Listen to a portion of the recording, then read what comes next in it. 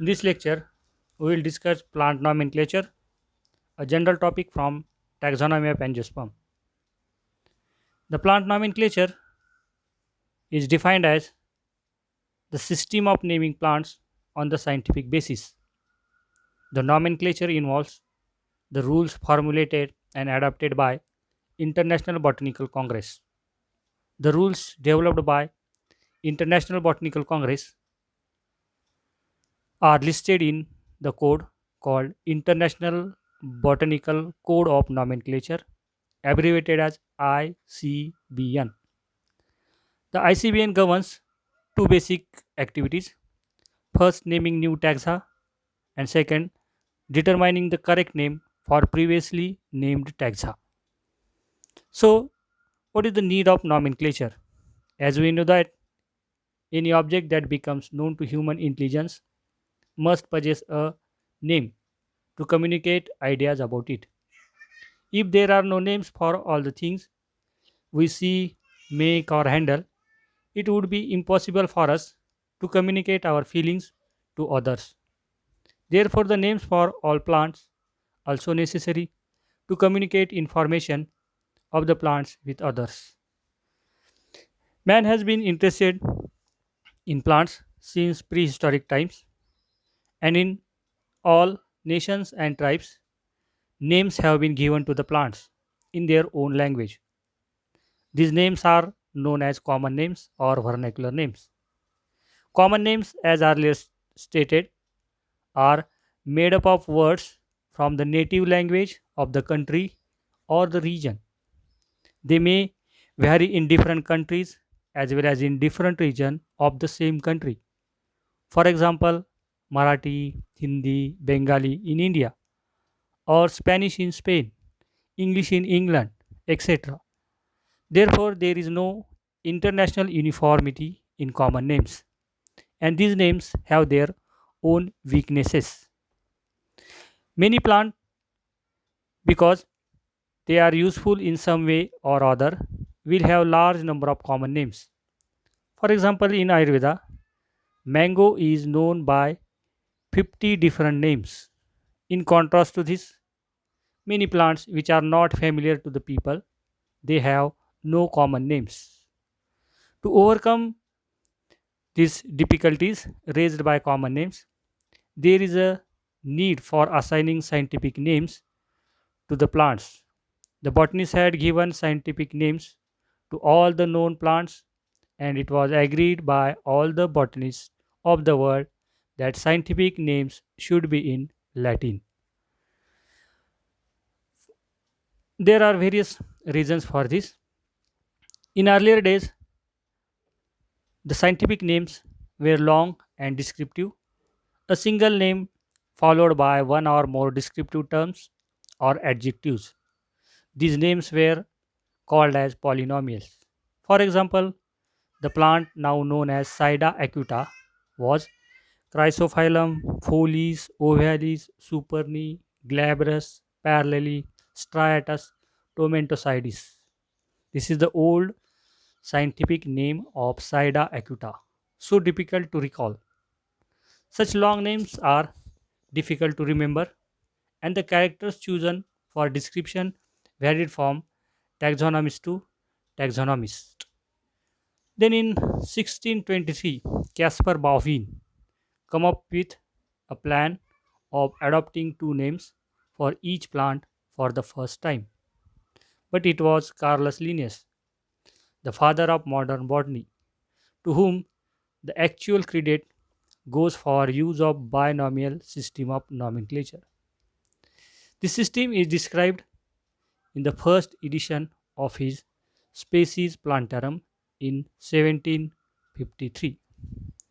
According to the binomial system of nomenclature, the name of plant consists of two Latin or Latinized words, the first representing the genus and second the specific epithet. The genus name is noun and always begins with capital letter. The specific epithet is adjective and begins with small letter. Binomial names were written when written should always be underlined and when printed, it must be in italic type. The abbreviated name of scientist who first described the plant is followed the binomial name. For example, Mangifera indica lean. These are the some examples how these botanical names are derived. Botanical names are formed by Latinization of common plant names such as Nilumbo from Ceylon, Tusga from Japanese. Some botanical names are formed by combination of two or more Greek or Latin words, usually expressive of some features of the plant. For example, Polygala for latex like milk producing plant. Hygrophila, marsh loving plants. Acanthospermum, spiny fruit. Goniocaulon for angled stem. Many specific epithets are coined after the habitat in which the plant grows. For example, Arvensis for cultivated field. Aquatic, the plant which are grow in water. Virgalis, the plant which are grown in barren lands, etc.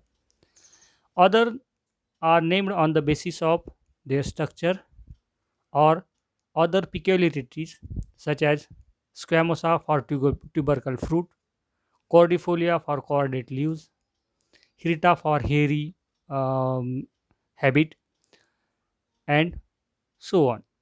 Many specific epithets indicates name of locality or country. For example, indica, mexicana, zelanica, americana, etc.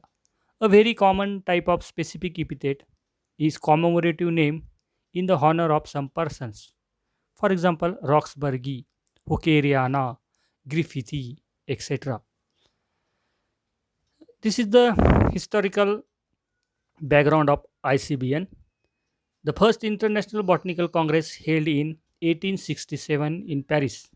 It was attended by the botanists of the several countries. They adapted a set of rules of plant nomenclature, most of which were proposed by APD Kendall. In 1930, the Fifth International Botanical Congress was held at Cambridge to form rules and regulation for naming plants. And in 12th meeting in July 1975, the current system of International Code of Botanical Nomenclature was adopted.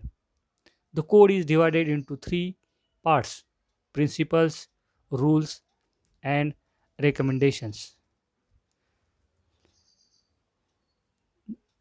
The principles of ICBN.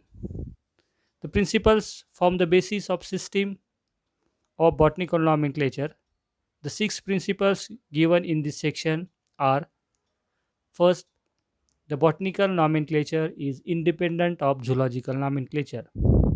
Second, the application of names of taxonomic group is determined by means of nomenclature type.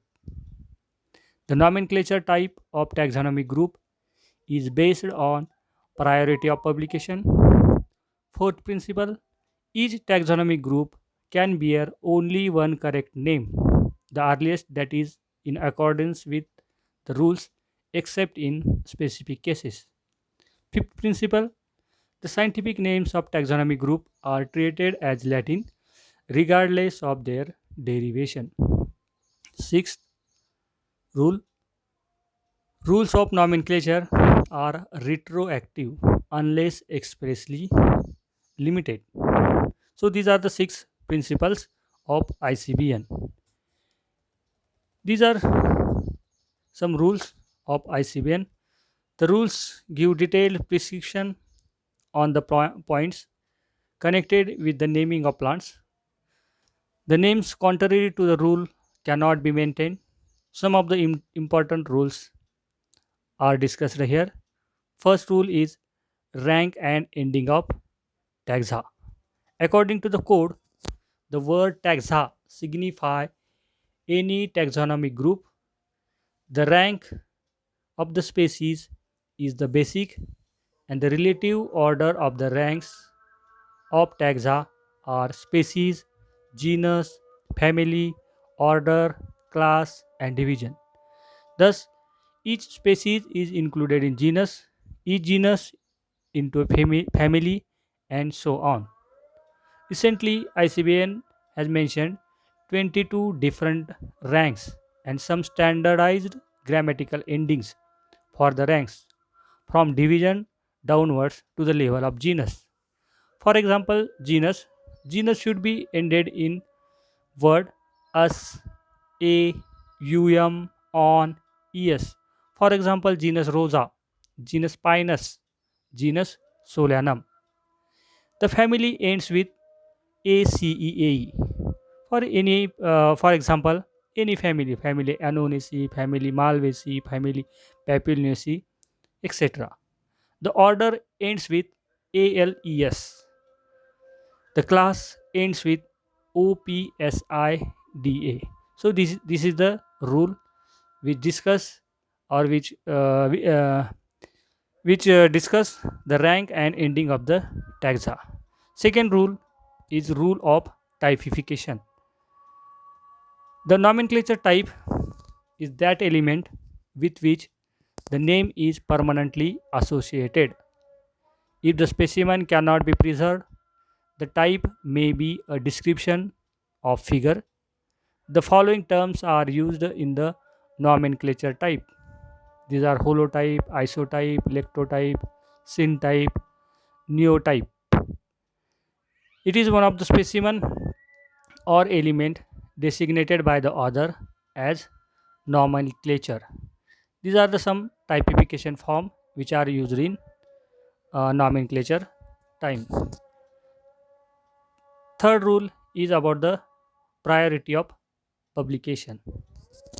One plant might have been described in different botanical names by various plant nomenclatures in different parts of the world. But according to this rule, each taxon is to be known by its earliest name. Here example is given: Cleome gynandra, described by Linnaeus in 1753. The same plant is described in 1824 by the Linnaeus and changed the name himself.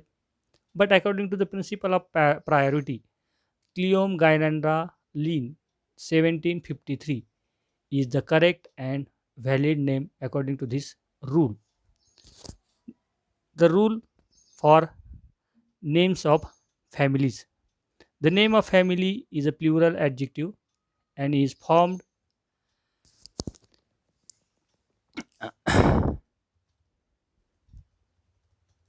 by suffix acea to the stem of legitimate name of included genus. Special exception is made for the following 8 families because these families of long use are treated and valid for alternative names. For example, Gramini as Poaceae, Cruciferae, Brassicaceae, Umbelliferae, Apiaceae, Labiatae, Lamiaceae. For these exceptional families, two names of families are valid. The next rule is about the name of genus. The name of genus is noun and always begins with capital letter. These names are usually singular. Earlier generic names are only in Latin words, but now names of several genera are kept by Latinization of the names of famous scientists. For example, genus Theophrastus, genus Linnaeus. Next rule is about the name of species. The name of species is binary combination consisting of names of the genus followed by specific epithet. The species name normally begins with small letter. It consists of two or more words.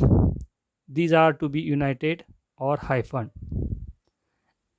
The next rule about the rule of cultivated plant. The names of plants in cultivation brought from the wild retain its original name. Thank you.